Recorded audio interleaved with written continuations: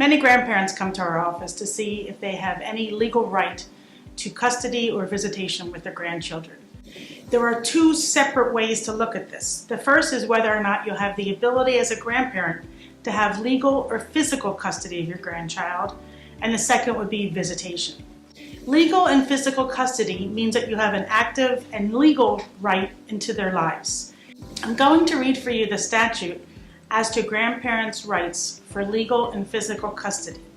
The reason why I want to read it is because the statute is specific as to the reasons why a grandparent has the ability to go into court, which means standing, in order to have a legal relationship with their grandchild.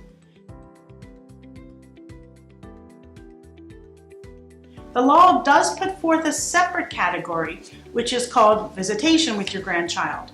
In that situation, the law provides that you're allowed to have visitation with your grandchild only in a certain set of circumstances that the statute puts forth. That would be that where the parent of the child is deceased, a parent or grandparent of the deceased parent may file an action under this section, meaning you may seek visitation with your grandchild if the parent of that child passes away.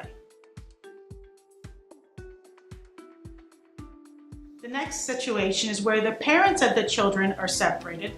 That means your child and their spouse have separated for a period of at least 6 months, or have commenced and continued a proceeding to dissolve their marriage. So that means your child is separated from the parent and a divorce complaint has been filed.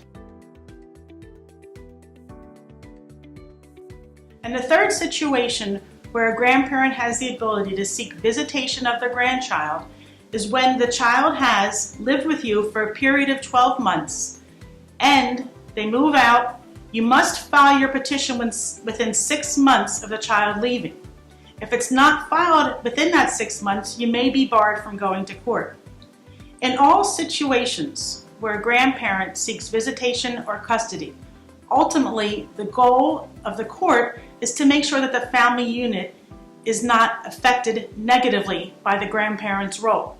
So even if you have the legal ability to go into court, the judge will still decide some factors to make sure that your role doesn't negatively affect the lives of your grandchildren, the way your interest against the family unit interest.